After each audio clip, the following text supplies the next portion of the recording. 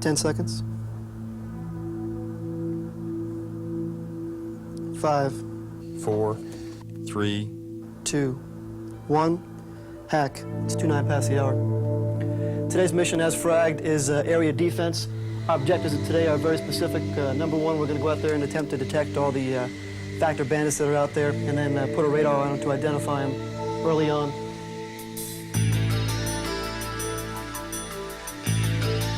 The single most important factor, the type of training that we do, is dependent upon the threat. How sophisticated the threat is, what are their capabilities.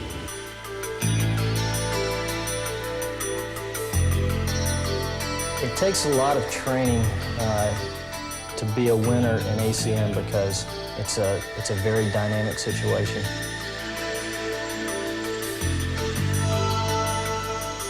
We have to maintain our edge at all times to be combat ready and mission ready at any time to go.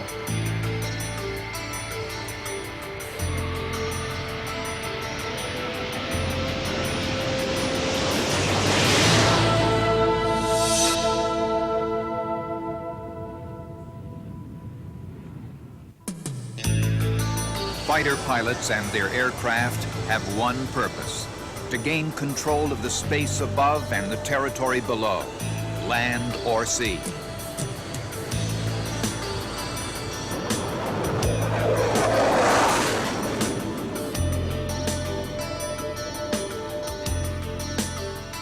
The fighter pilot and his craft, man and machine, have evolved into an integrated unit with the sole objective of addressing that purpose, that mission.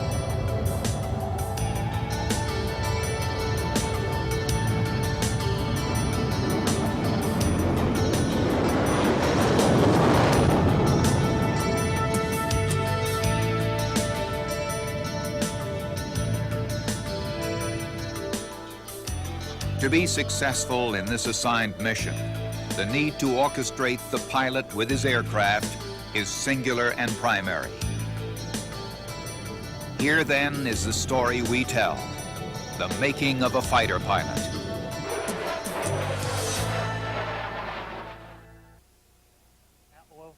All military training is based on a calculated response to a predictable enemy. With the lessening of tensions between the major powers, new priorities for aerial combat must be addressed. There is a growing focus on limited regional conflicts or dirty little wars between fighters of different types and eras. Now scores of fourth-generation fighters from the world powers may confront hundreds of earlier generation machines in the hands of second-tier nations, including aircraft of U.S. design and manufacture. The task: distinguish friend from foe, attack multiple targets with beyond visual range missiles, use guns in close, manage advanced radar and electronic warfare gear. Do it all in seconds at sustained G levels that push pilots to their physical limits. And fly the complex Mach 2 airplane from a cockpit containing hundreds of controls, switches, and displays, requiring the pilots to make thousands of split-second decisions.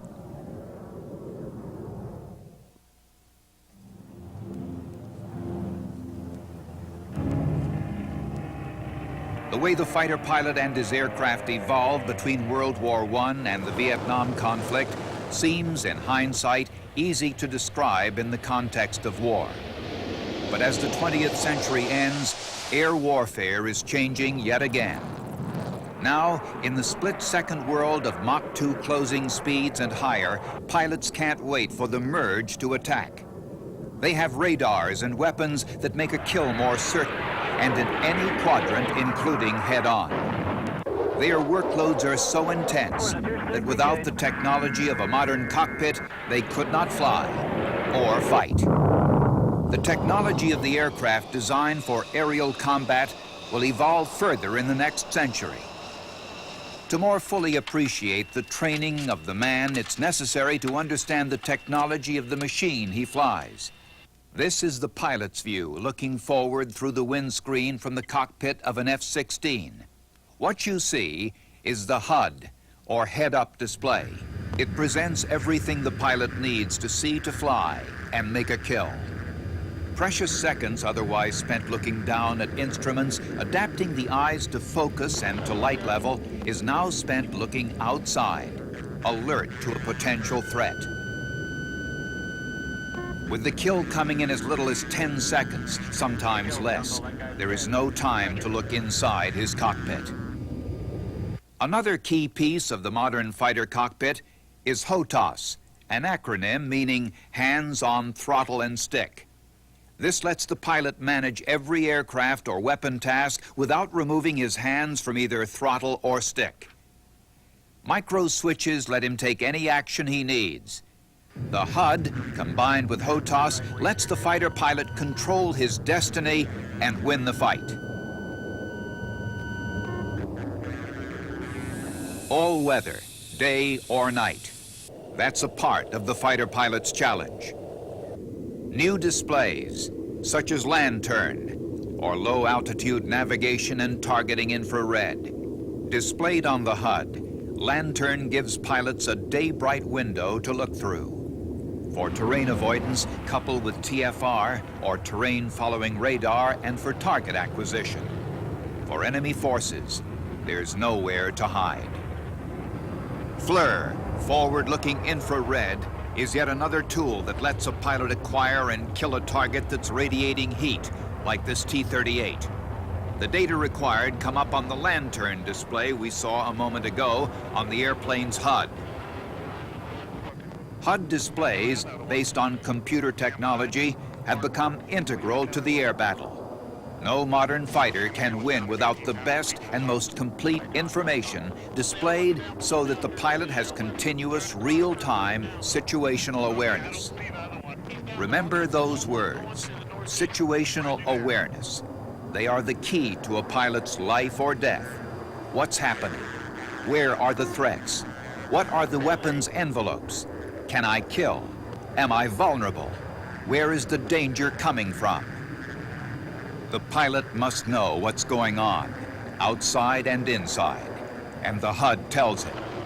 With flight data, with radar data, with lock-on confirmation when he has a target in his sights, in every essential element of flying and fighting. The answers are there on the HUD. Kill, Jungle, that guy's dead. Roger.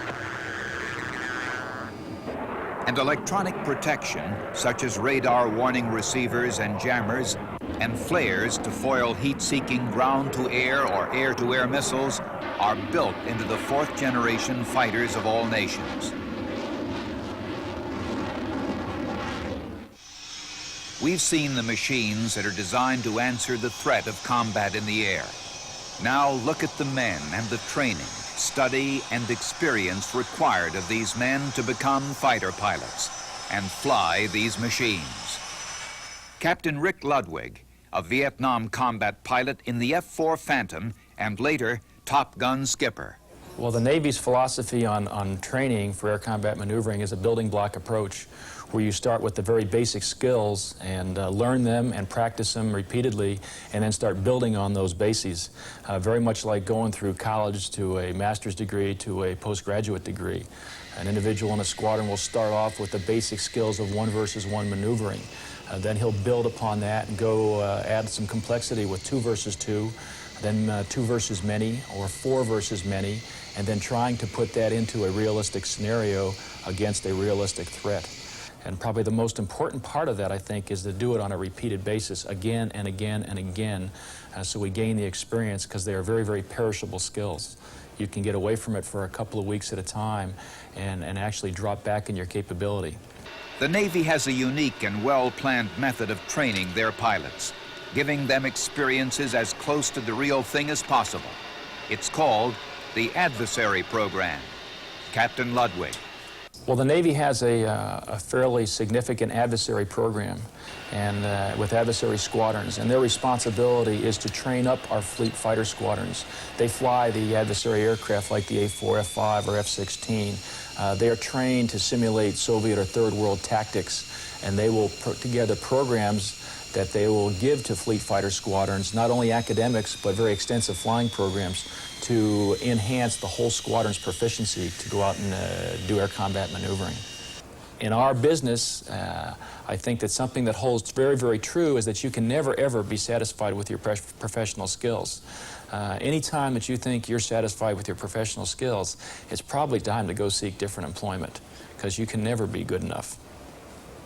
Commander Dave Jackson, commanding officer of Fighter Squadron 2. At this point in time, our ACM training consists of a gearing up for deployment that's going to occur here within the next 4 to 6 months. And in all this training, we have to maintain our edge at all times to be combat ready and mission ready at any time to go. So right now what we're doing is we're maintaining the edge that we've already trained up in over the last 4 months and trying to put it all together and be the whole fighter pilot for the entire time of this training period so that when we deploy, we're the best we're going to be. Commander Steve Gaylor, Executive Officer of Fighter Squadron 1.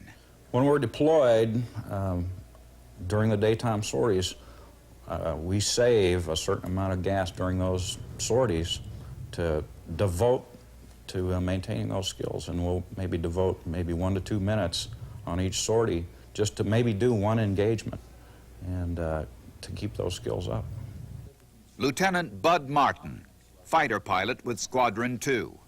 After every training period, an aircrew feels like they have just relearned a lot of the basic skills, plus hopefully everybody's going to bring back something new.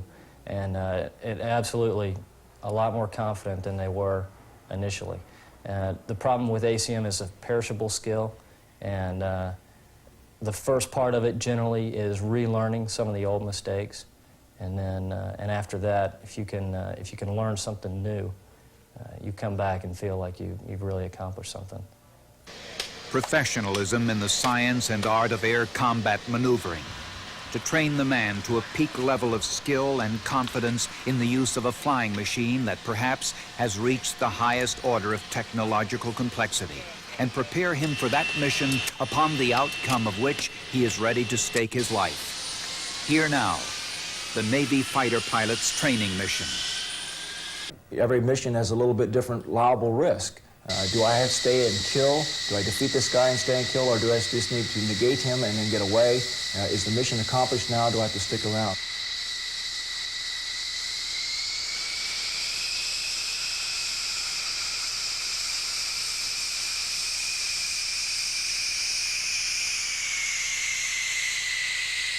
I'd say within the last 10 years, it has evolved into a very sophisticated art.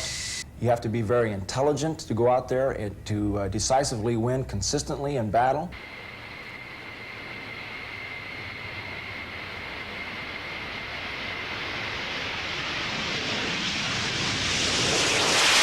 This mission is a 2v2, 2 F-14s against an A-4 and an F-16. A two-man crew, the pilot and radar intercept officer, or RIO. The F-14 has the eyesight advantage in the fight. Maybe they're turning. 11330, 2 contacts. Clean. All right, there we go. Runner 11028, Angels 24, 2. 2, same. Set left. Turn it high. 2 sorted. 1 sorted. Okay, they're in spread. Okay. And we got the left guy. You're down at 21 miles. Understand, both sorted. No ASC circle. 8 firm sorted. Fox 1 from 2. Fox 1 1. Fox 1 2. Fox. Correct left. 18 miles. Okay, there's 30. 35. 40. Steady up. 12 miles. 12 miles. Angels 21. Coming back. Blue spike. Roger, I think we got the A4. We got the A4. I think so. Formation. We were spread. We were the left guy. 8 miles. Threat sector, 2 o'clock. Threat sector what? 2 o'clock. Okay, what altitude is he at? 16. Okay, the diamond's in the dirt. Where's spiked? Not stacked right. 5 miles. 2 o'clock high? 2 o'clock low, 20 low now. KCSA 4. That's 14,000. 2 miles. Don't have anybody. Fights on, fights on. Fights on. Water's blind.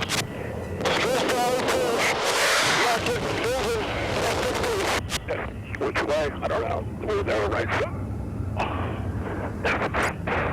Water's blind, no joy. I got nobody. Moving gears, F-16. Where? All right, I got cover to the right, complete high.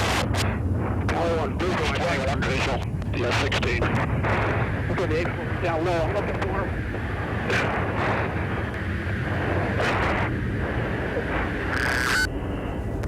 Fox 2, the F-16.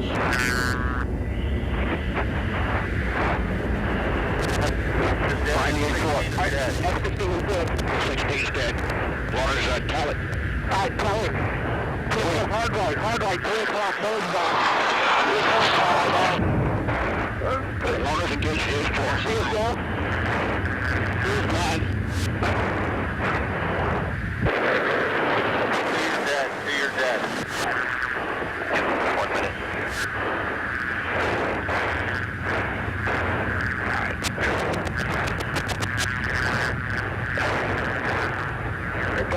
Right. On a break out.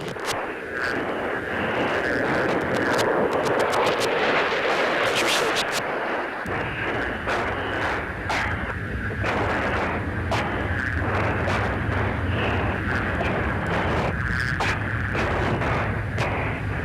You have him? No, it's not. It's 6 o'clock. Where? 6 o'clock. 3 o'clock now. Third off.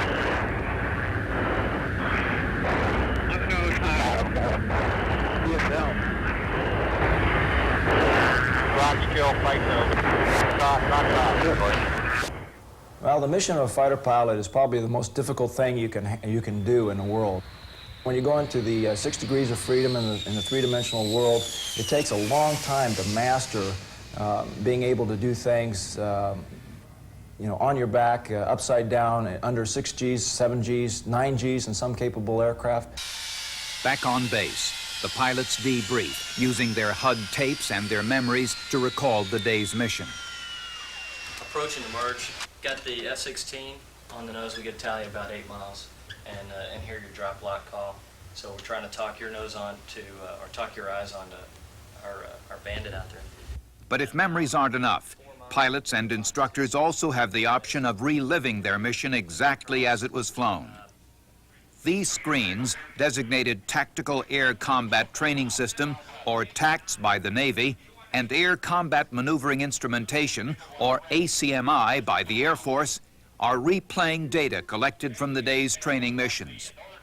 The information has been recorded through this pod mounted on the wingtip. The pod sends signals to ground antenna for processing, describing everything the aircraft is doing: altitude, attitude, airspeed. It can even distinguish between the friendly aircraft, shown in green, and the enemy bogies, shown in red. At the ground station, the aircraft behavior is tracked in detail and displayed on computers to tell instructors what's going on, and to enable the pilots to debrief later, see what they did, how they were able to kill or were themselves killed. The latest ACMI TAC systems can show 64 aircraft at once. You know, ACM is such a dynamic environment that probably 90% of the pilots that you would bring back from a flight could not sit down and go up to the board and choreograph what they did during that particular engagement. And TACS affords us the ability to go back, simulate missile shots, which essentially you can't do without TACS. It also gives you the ability to run the whole engagement through. You can stop the tape and show where guys made mistakes, where they could have capitalized on their counterparts' mistakes. It's an invaluable tool in today's ACM arena. Lieutenant Bud Martin, fighter pilot with Squadron 2. The engagement we did this morning was a 2 versus 2. It was myself and a wingman against an F-16 and an A4. And we did an intercept into the merge from about 30 miles. We got to the merge, and I'll use my hands here, we came in, we're the fighters here, basically had a bracket on the the bogies coming in. The F-16 passed me close aboard and saw my wingman and started turning towards him.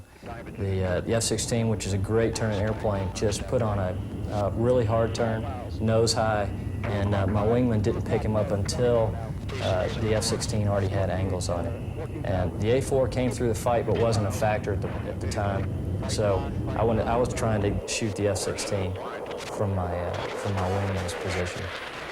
I went up after the F-16. We're both up there. The F-16 just looped around me and was still pressing my wingman. So I turned and tried to cut the F-16 off at the pass, and I actually did basically split us coming through. The A4 happened to be on my wingman's nose at the time, so it really worked out well that my wingman could come around and shoot the A4 while I dug down and took a shot, a sidewinder shot at about 1.5 miles on the F-16. So it probably happened in about 30 seconds, 35 seconds. Commander Gary Barrett, commanding officer of the Adversary Squadron 127 here at the Naval Air Station, Fallon, Nevada. Generally, the Navy adversary pilot, his primary tasking is to keep the fight safe. We have specific training rules that have to be adhered to in ACM engagements. And before the adversary even becomes the adversary, he has to always function as the umpire in the fight.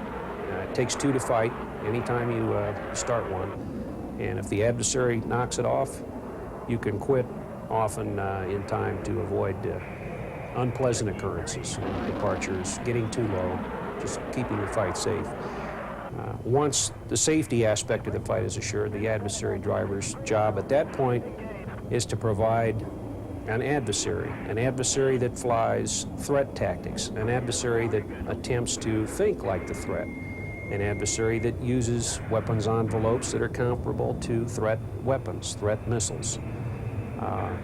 Providing the Navy TAC air pilot with a view of what we would expect to see in the real world from the other side. Having seen it in training, it's much easier to do a good job in combat. So for the adversary, you really have 2 jobs, yes. You have to think like an adversary, and you have to use adversary tactics, and you have to give it your best shot. I mean, we try to beat them, and if they shoot us, that's all well and good, because that's how it's supposed to come out. If we do our job right, we lose. If we win, then there are some discussion points that need to be brought out. And all the time this is going on, the primary mission is to be sure that the evolution and training is safe. The Adversary Squadron, the highly trained and highly skilled professional instructors that concentrate on becoming an accurate profile of a potential enemy. Their success in this undertaking is measured by their losing the fight.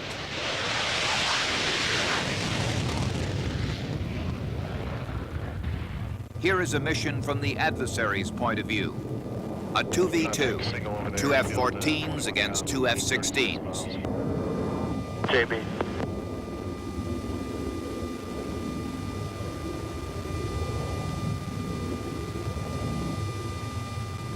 Zero 33 Angels high.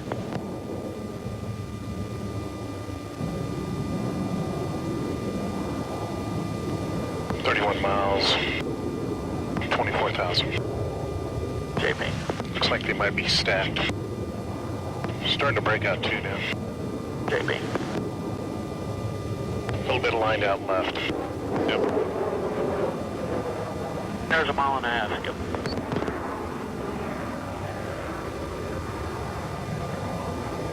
$26 miles, the right one's at 24,000. 24 miles. Looks like co-altitude, 24 miles.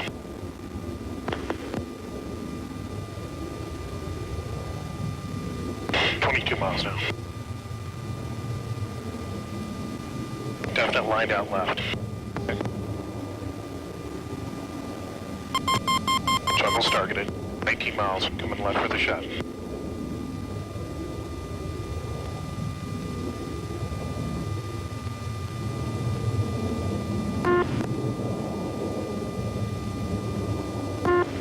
Two upper ways, jungle, mile and a half. Skip.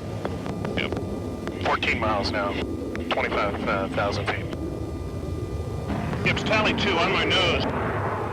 Roger, jungle's tally 1 on your nose. Low. Jungle's tally 2.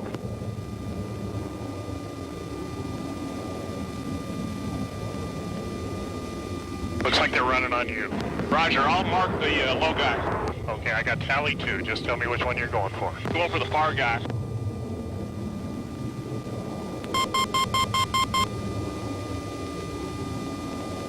They running? I don't know. No, they're not. Go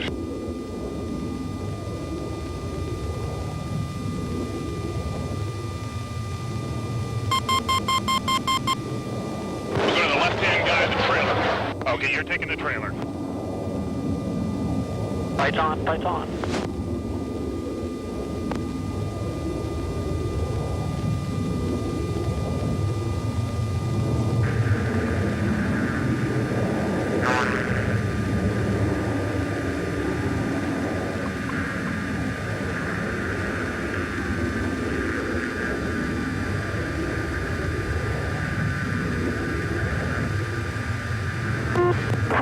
This jungle.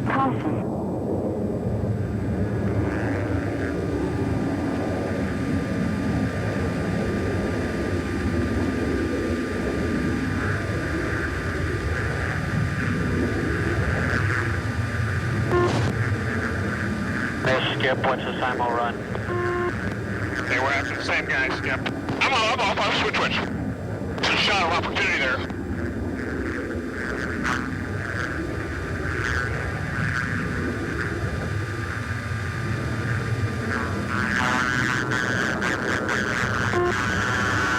Up away, 5.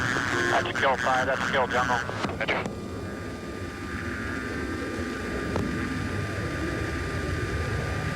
Skip, where's the other guy at?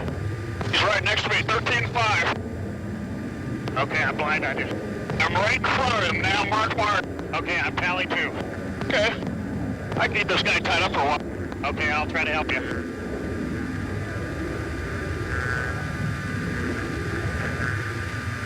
I got a hooking for below. Okay.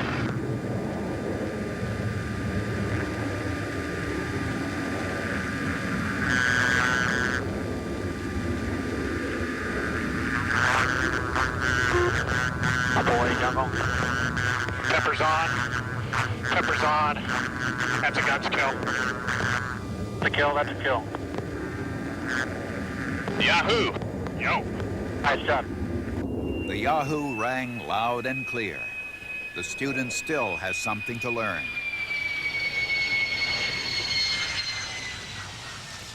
Commander Mike Zoka, commanding officer of Squadron 126, the Bandits. Number one is to take care of the student. We fight people with 100 hours in the jet, 1,000 hours in a jet, 2,000 hours in a jet. And we don't know what their flight time qualifications or experience level are when we fight them. So my number one responsibility and prime concern is to take care of that guy in that airplane. Don't let him do something screwed up with his airplane. And secondly, my job is to teach him to kill me. And if he does that, well, I die, but I feel good because he learned something. And if he makes a mistake, then it's my job to show him where he made his mistake and how to make it correct the next time he sees that situation. Lieutenant Commander Stan O'Connor, executive officer at Top Gun. Most important thing that we want our students to take away from an exercise are the lessons learned from that exercise. If they've done something extremely well, then we want to highlight that in the debrief. If they've had problem areas, then we want them to be able to recognize those problem areas and address them and correct them for the next flight.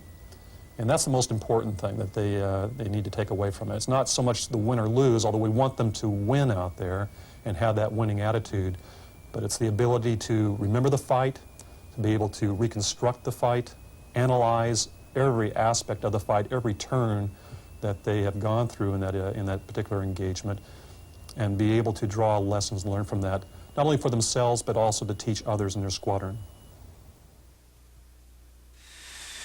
The fighter pilots of the U.S. Marine Corps are also trained within the Navy training program.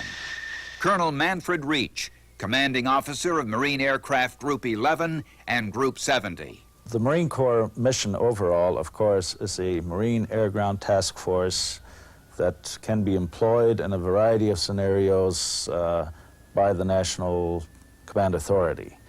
As far as the use of the F-A-18 in the Marine Corps is concerned, it's both a close air support airplane and a air defense airplane. We cannot afford single mission aircraft because we're a relatively small organization, and as a result the F-A-18 is used in both roles. And it depends upon the threat scenario how the airplane is employed, whether we employ it strictly as a close air support airplane or if we employ it as a combination strike fighter where it can drop bombs, support the Marine on the ground, and also provide air defense for the MACTAF commander. Here, the F-A-18 Hornet in a Marine Corps air combat training mission. Lieutenant Colonel George Stewart, commanding officer of Rain Fighter Attack Squadron 314. As you get into a combat situation, as best history can tell us, and our present training tells us, you're going in with an overall game plan, something that you want to execute. You'd like to stay with that game plan, but enemies being enemies, you don't know what they're going to do. They don't publish their plan. Unknown rider, position 3217 north, 11741 west. This is CRP Air Defense Sector on guard. CRP season unknown rider. So you need to be able to fluidly react or modify your plan for the situation that you're actually presented with when you get there. Stack left trail. Stack left formation. Looks like in the leader. Second right. 15 miles. Got your trailer at 15 now. There's a large difference between an airplane that's 2,000 feet behind me and is rapidly closing, or an airplane that's a mile behind me and seems to be stagnated out there. And my response to each of those is different. And it needs to be different because the threat is actually different. His weapon selection is going to be different. My most effective maneuver is going to be different. Again, it's the reason why it takes a lot of training to instinctively be able to look at that and respond correctly. Valley 1. Jacqueline over top. Roger. Tally the trail. Coming nose back on. Clock level. Clear, cleared to fire. Box 2 on the trail. Tally 2. Tally 2. Tally 2. Okay.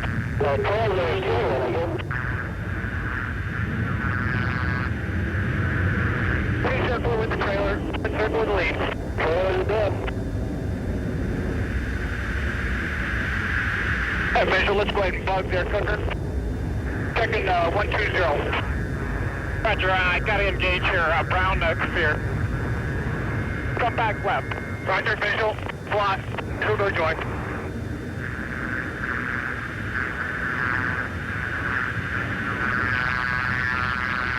Visual, no joy.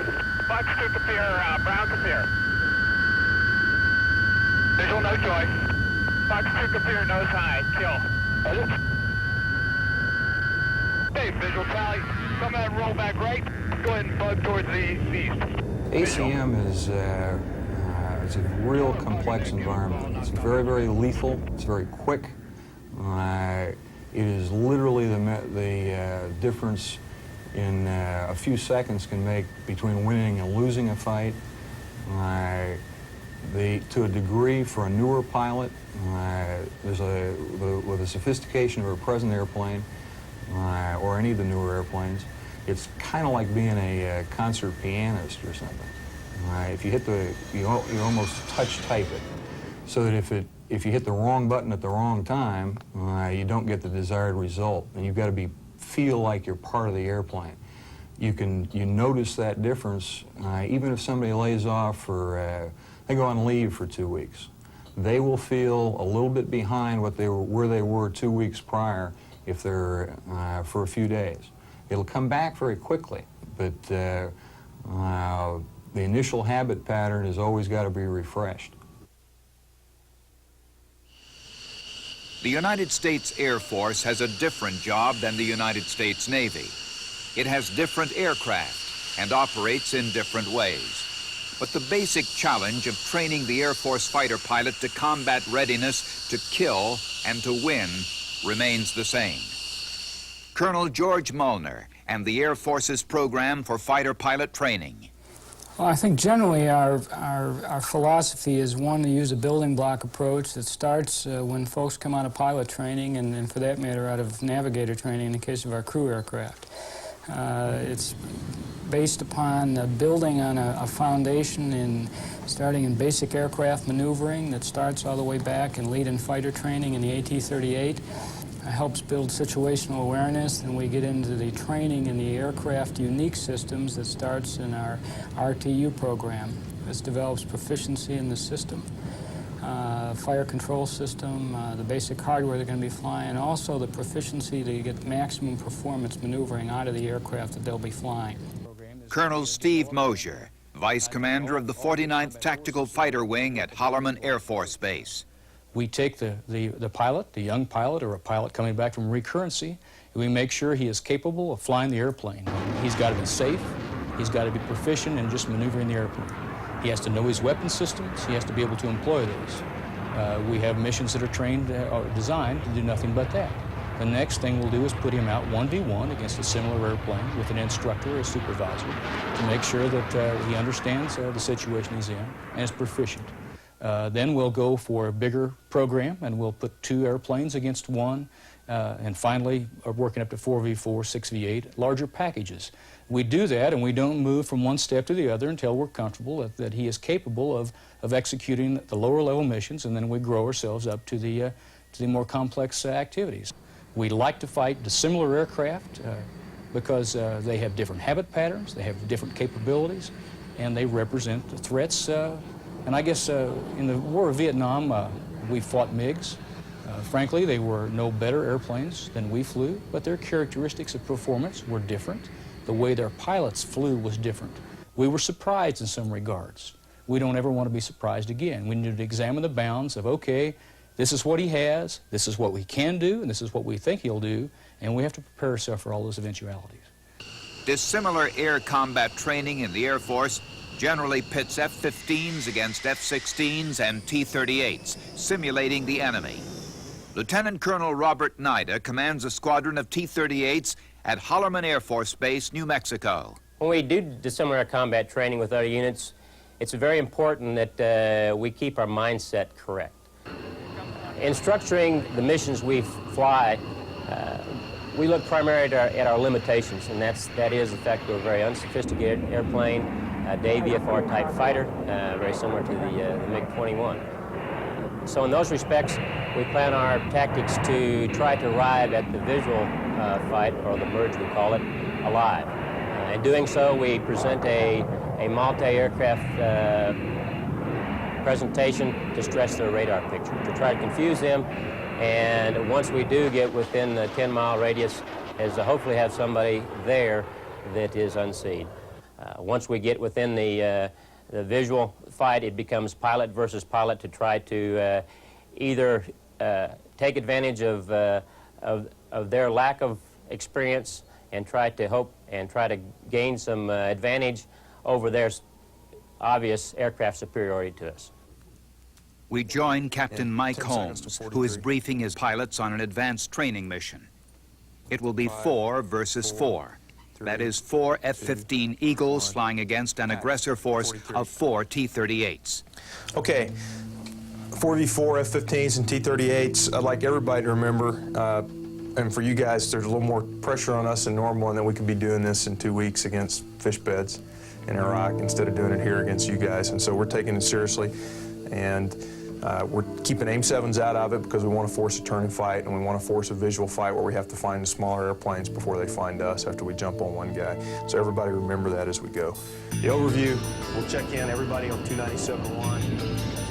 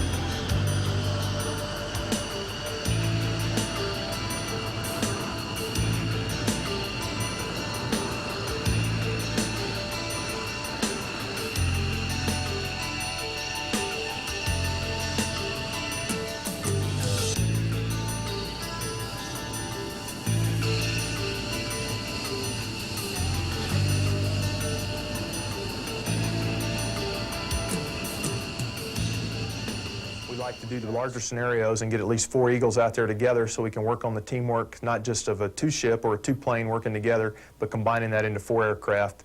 Now we have 4 guys working the radio, 4 guys working the radar, and trying to make that happen.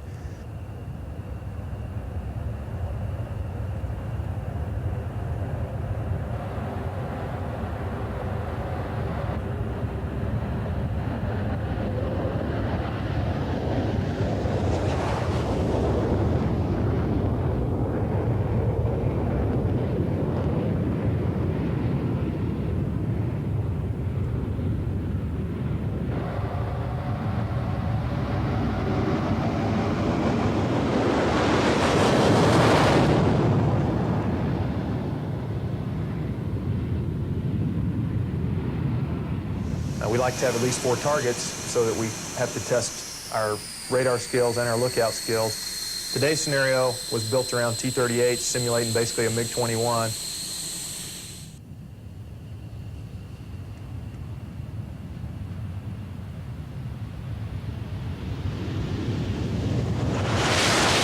We wanted to make them come up at high altitude where our airplane has a performance advantage, and then we wanted to force them into a turn and fight so we could practice flying against that smaller airplane, fighting one guy while you try to find the next guy who's jumping into the fight. We had one radar that didn't work in the flight, which unfortunately was mine, so we did some switching around in rolls, and we switched leads around, and now the number 3 guy, my number 3, ends up with the lead of the fight, and his radar and the other guy's radars take us into the visual environment against the T-38s.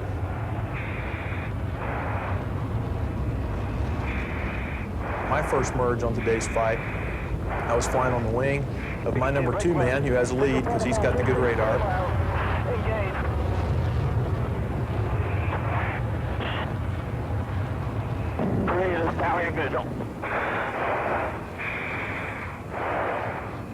My first pickup on the T-38s was a visual pickup as they flew over the top of us.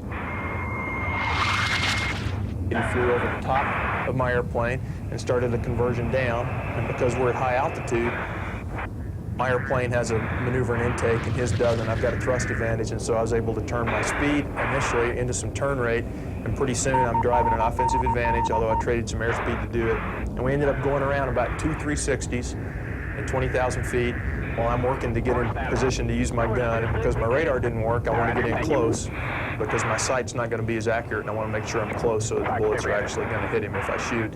So I drive back to a position behind him. I unload my airplane to get the energy I need to go up to him because he's trying to go higher than I can get and hold me off from getting there. So I get a few extra knots of airspeed, and then I pull up with him.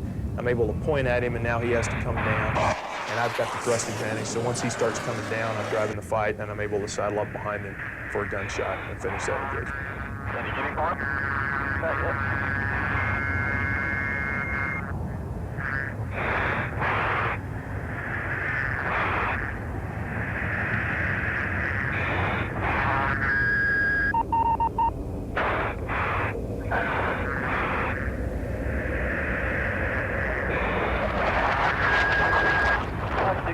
Now going uphill. All right, let's terminate. Let's terminate. We're total. That's a kill on the bandit. Okay, check it out, terminate. Where's visual? Yeah, let's pick up right here. He's only heading here.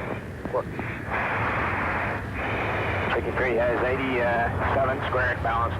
I'm combat ready, and again, I'll break that down into a couple of reasons. I've been doing the same job every day for 7 years, and I've had the benefit of all the schools that the Air Force offers in air combat training, starting with undergraduate pilot training through F-15 school into an operational unit, off the fighter weapons school to become an instructor in tactics and the weapons that we use in the airplane.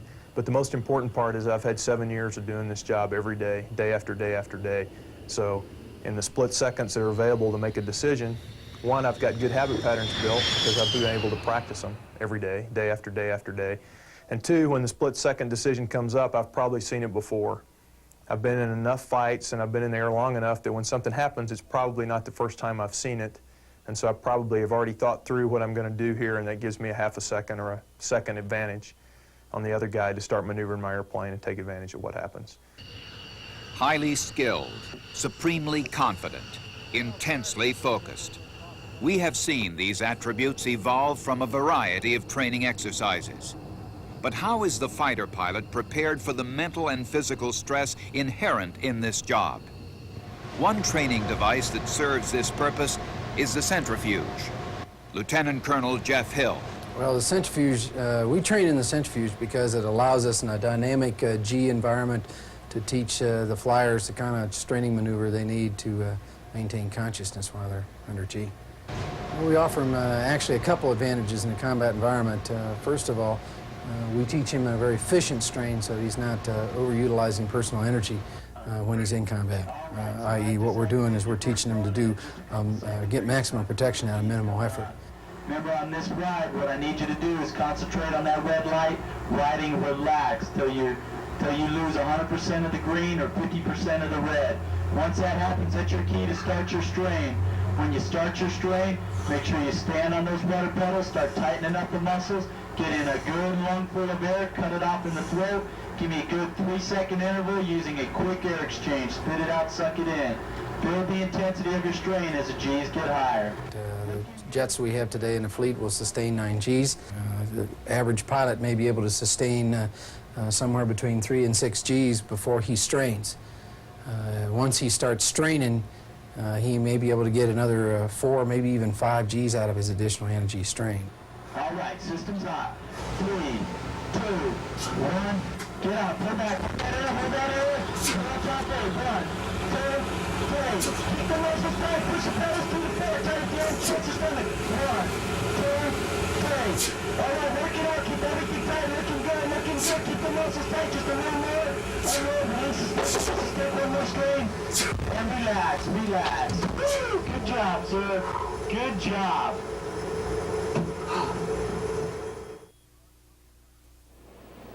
There are some experiences that the fighter pilot cannot get in the air, short of real combat. Here, the training must be simulated. Lieutenant Colonel Stewart. The importance of simulators for a gun squadron, an operational squadron like this one, is primarily allows us to do things that we can't do, really. For instance, harm missiles. Which work against is an anti-electronic warfare missile. There's nobody around that's willing to turn their radar on and let us shoot at it, and we couldn't afford to shoot the missiles if we wanted to. But we can simulate that very nicely. So in terms of the switchology, the symbology in the cockpit, the feel that the pilot would get, it provides that to us. Early in training, when somebody's first learning the airplane, simulators are used for all phases of flight. We still use them somewhat for that, but primarily for the more advanced phases that we just can't do. The future of ACM is being driven by the development of new technologies. They're upgrading existing fighters like the F-14 with its D model, the Super Tomcat. The F-15 STOL program is a precursor to the F-15 XX, which will embody vectored thrust for extra maneuverability in ACM and shorter takeoff and landing roles. They're experimenting with new maneuvering techniques like the F-16 AFTI, Agile Fighter Technology innovations that let the aircraft jink, side slip, or deviate from predictable flight so that future fighters can escape or attack more effectively. Captain Ludwig. The F-14D is obviously a significant upgrade to the present F-14, the F-14A. It has new engines, new avionics, and a new radar, and a tremendous increased capability. It not only gives us a long-range fighter capability with a heavy payload, a large payload, but it'll also be able to have a strike capability that is ongoing and is evolving, and so we should have the same type of strike capability that we see in our present-day strike aircraft, such as the F-18 Hornet. So we think it's going to work very closely and complement very nicely the F-18 Hornet and the other aircraft in our carrier battle group.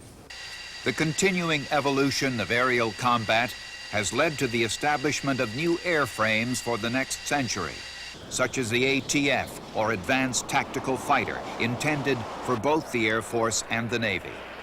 Two manufacturing consortiums are competing for the contract. Northrop and McDonnell Douglas are developing the ATF YF-23A. Lockheed, Boeing, and General Dynamics are developing the ATF YF-22A. Both are in the early stages of flight testing. Colonel Mullner. The F-15XX is a slight improvement over our existing fleet of F-15s and does not bring all these new technologies. It brings marginal improvements in many areas to the table, whereas the ATF brings some whole new technologies to the table. In particular, stealth is a significant capability we're just now learning how to exploit. It offers us the capability to negate our enemy's weapons engagement zones, to shrink them to the point that where we can engage him without him ever seeing us. And that's a significant capability, as you might add. Supercruise is something else that we feel is going to be important because it reduces our vulnerability to threat. It allows us to get in and out, exploit the flexibility of air power, exploit the surprise in entering the engagement, and at the same time reduce our vulnerability time to the ground threats, which are also significant even to the air-to-air player. Well, the Air Force is obviously procuring the Advanced Tactical Fighter, or the ATF. The Navy is looking at their Navy version called the Navy Advanced Tactical Fighter. They're very, very similar. We have been told to keep the aircraft similar, and particularly in areas like engines and avionics. The one obvious difference is one of them lands and takes off on 2 miles of runway, and the other one crashes on about 300 feet of carrier deck. So obviously the structural aspects of that aircraft are going to be significantly different. We're probably going to have increased weight as a result of the beefed up landing gear that's going to be required for both the landing phase and the takeoff phase from the carrier. Winning in aerial combat in the 21st century will take the usual mix of man and machine, controlled by weapon systems technology on the one hand and pilot performance on the other. But the new keys are training and readiness. The modern fighter aircraft and its weapons are awesomely complex. The task of staying current takes professional effort of the highest order, not just in the cockpit, but in every human and technological link in the chain, on the aircraft carrier.